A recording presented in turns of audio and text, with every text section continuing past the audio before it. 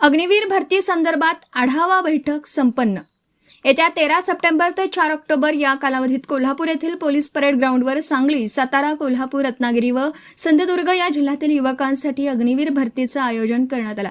या भरती संदर्भात शाहुजी सभागृहात जिल्हाधिकारी डॉक्टर विजय राठोड यांच्या प्रमुख उपस्थितीत आज आढावा बैठक संपन्न झाली।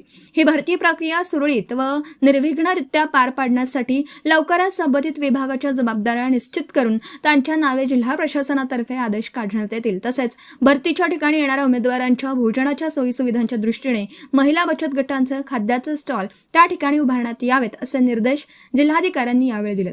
तर या भरतीसाठी महसूल, रोजगार, पोलीस शिक्षण, आरोग्य, वाहतूक, अग्निशमन दल, महानगरपालिका, सार्वजनिक बांधकाम त्याचबरोबर जिल्हा सैनिक कल्याण विभागामार्फत सहाय्यक मिळावे अशी अपेक्षा संचालक कर्नल प्रशांत सिंग यांनी बोलून दाखवली आहे। तसेच ही भरती केवळ गुणवत्तेवरच होणार असल्याने उमेदवारांनी आर्थिक आमिषाला बळी पडू नये असं आवाहन त्यांनी केलं।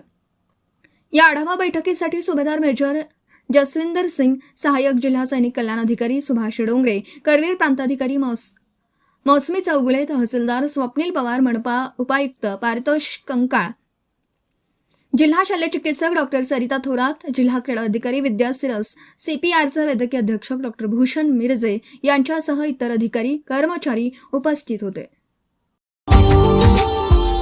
Subscribe now and press the bell icon. Never miss an update.